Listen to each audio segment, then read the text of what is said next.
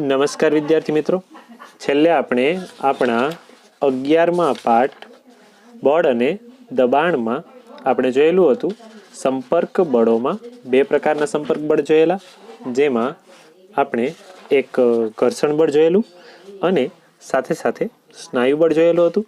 આ બંને પ્રકારના બળો સંપર્ક બળ કહેવામાં આવે છે.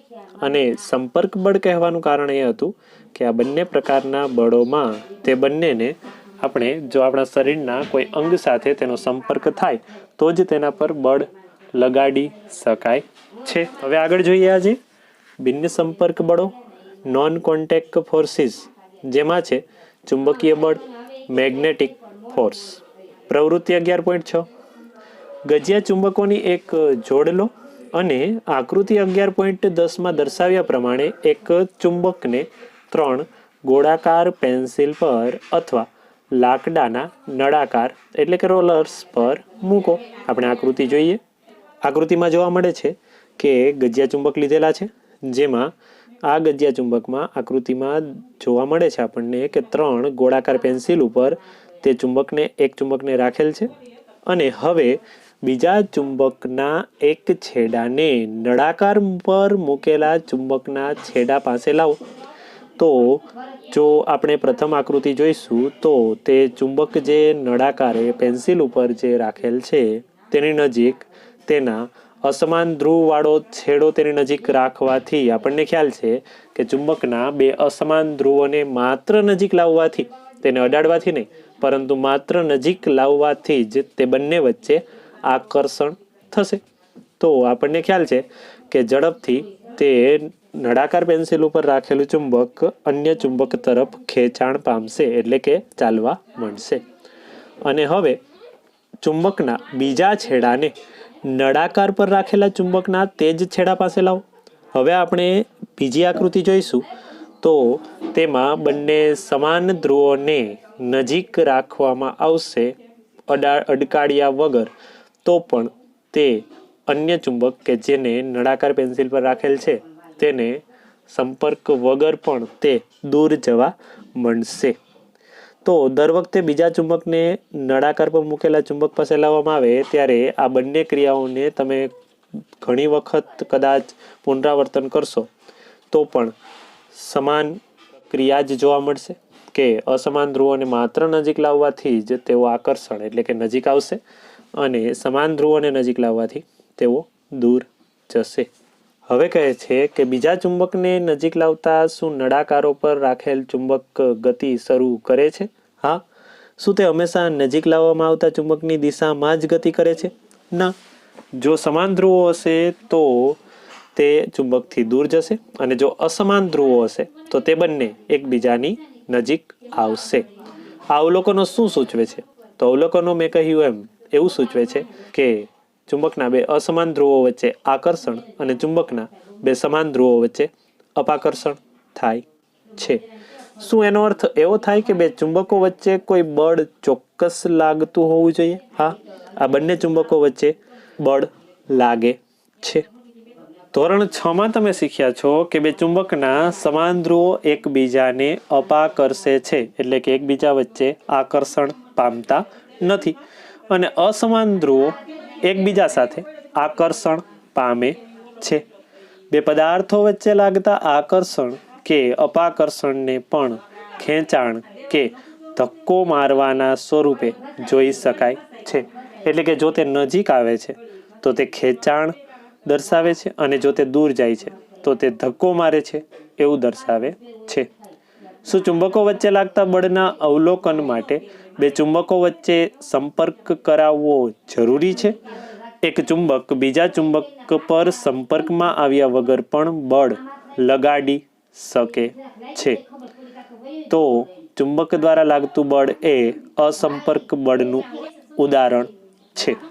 એ જ રીતે ચુંબક દ્વારા કોઈ લોખંડના ટુકડા પર લગાડવામાં આવતું બળ પણ અસંપર્ક બળ છે, કેમ કે કોઈ ચુંબકને લોખંડના ટુકડાની માત્ર નજીક રાખવાથી પણ આ લોખંડનો ટુકડો ચુંબક તરફ આકર્ષણ પામશે.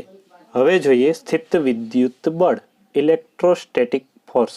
પ્રવૃત્તિ 11.7 પ્લાસ્ટિકની એક સ્ટ્રો લો, તેના લગભગ 2 સરખા ટુકડા કરો. એક દોરીની મદદથી એક ટુકડાને કોઈ ટેબલની ધાર પરથી લટકાવો, જે આકૃતિ 11.11માં જોવા મળે છે. જોઈએ આપણે. એક પ્લાસ્ટિકની સ્ટ્રો લેવાની છે, તેના 2 ટુકડા કરવાના છે, જેમાંના એક ટુકડાને દોરીની મદદથી કોઈ ટેબલની ધાર પરથી લટકાવવાનું છે, જે આપણે આકૃતિમાં જોઈ શકીએ છીએ. હવે સ્ટ્રોનો જે બીજો ટુકડો છે તેને આપણે આકૃતિમાં જેમ દર્શાવેલ છે તેમ હાથમાં પકડવાનું છે અને તેનો જે મુક્ત છેડો એટલે કે હાથમાં પકડ્યા સિવાયનો સામેનો છેડો છે તેને કાગળના ટુકડા સાથે ઘસવાનો છે. હવે સ્ટ્રોના ઘસેલા છેડાને લટકાવેલ સ્ટ્રો પાસે લાવો. યાદ રાખીશું મિત્રો કે જે સ્ટ્રોના ટુકડાને આપણે ટેબલ સાથે બાંધેલ છે તે સ્ટ્રોના ટુકડાને આપણે ઘસેલો નથી, પરંતુ હાથમાં પકડેલા સ્ટ્રોના ટુકડાને ઘસેલો છે. તો આ બંનેને નજીક લાવો. 2 ટુકડાઓ એકબીજાને સ્પર્શે નહીં તેનું ધ્યાન રાખો. તમને શું જોવા મળ્યું? તો આવી પરિસ્થિતિમાં આપણને જોવા મળશે કે બંને વચ્ચે આકર્ષણ થાય છે. હવે કહે છે કે લટકાવેલ સ્ટ્રોના મુક્ત છેડાને કાગળના ટુકડા સાથે ઘસો. હવે એવું કહે છે કે સ્ટ્રોનો જે ટુકડો ટેબલ સાથે લટકાવેલો હતો તેને આપણે ઘસવાનો છે. હવે એ ઘસ્યા બાદ ફરીથી આપણે આ જ પ્રક્રિયા કાગળ સાથે ઘસેલા સ્ટ્રોના ટુકડાને લટકાવેલ સ્ટ્રોના મુક્ત છેડા પાસે લાવો. હવે તમે શું જુઓ છો? તો હવે આપણે જોશું કે આ બંને ટુકડા કે જે કાગળ સાથે ઘસેલા હતા તે બંને વચ્ચે અપાકર્ષણ થાય છે.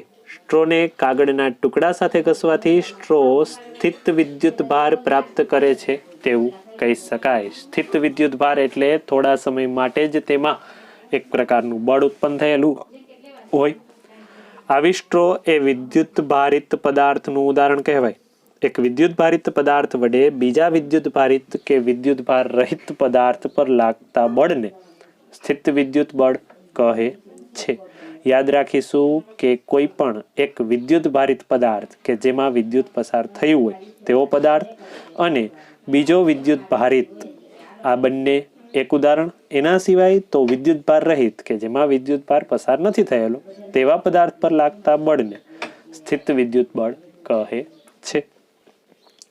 2 પદાર્થો સંપર્કમાં ન હોય ત્યારે પણ આ બળ અસ્તિત્વમાં આવે છે. આપણે આ પ્રવૃત્તિમાં જોયું કે સ્ટ્રોની નજીક જ્યારે સ્ટ્રો લાવવામાં આવે છે ત્યારે તે સંપર્કમાં નથી આવતી, છતાં પણ તે એકબીજાને ખેંચે છે. તેથી સ્થિત વિદ્યુત બળ એ અસંપર્ક બળનું એક અન્ય ઉદાહરણ છે. હવે છે ગુરુત્વાકર્ષણ બળ, ગ્રેવિટેશનલ ફોર્સ. તમે જાણો છો કે કોઈ સિક્કો કે પેન તમારા હાથમાંથી છટકી જાય તો તે તરત જ જમીન પર જ પડે છે. વૃક્ષથી અલગ થયા પછી પાંદડાઓ અને ફળ પણ આ જ પ્રક્રિયાથી જમીન તરફ જ પડે છે. શું તમને ક્યારે આશ્ચર્ય થયું છે કે આવું શા માટે થાય છે?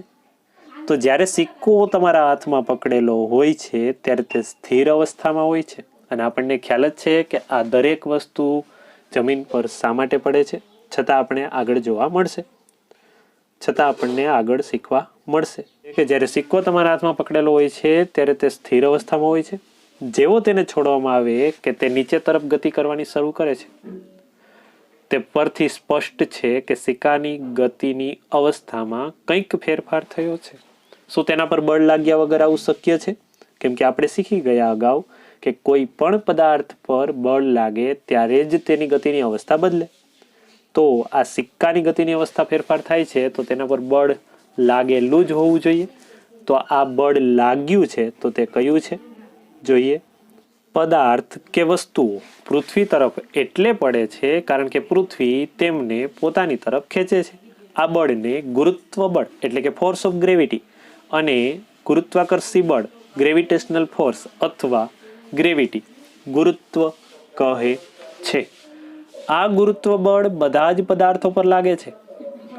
ગુરુત્વ બળ આપણા બધા પર દરેક સમયે આપણી જાણકારી વગર લાગતું રહેતું હોય છે. એટલે કે કોઈ ગુરુત્વ બળ એવું નથી કે તે કોઈ ચોક્કસ સમયે જ લાગે, પરંતુ તે લાગ્યા જ રાખે છે. જ્યારે આપણે કોઈ નળ ખોલીએ છીએ ત્યારે પાણી જમીન તરફ જ વહેવા લાગે છે. આ ગુરુત્વ બળને કારણે જ નદીઓમાં પાણી નીચે તરફ વહે છે. ગુરુત્વ એ માત્ર પૃથ્વીનો એકલાનો ગુણધર્મ નથી, હકીકતમાં વિશ્વનો દરેક પદાર્થ કે જે નાનો હોય અથવા મોટો એકબીજા પર બળ લગાડે જ છે, જે વૈજ્ઞાનિક રીતે સાબિત થયેલ છે. અને આ જ બળને ગુરુત્વાકર્ષણ બળ કહે છે.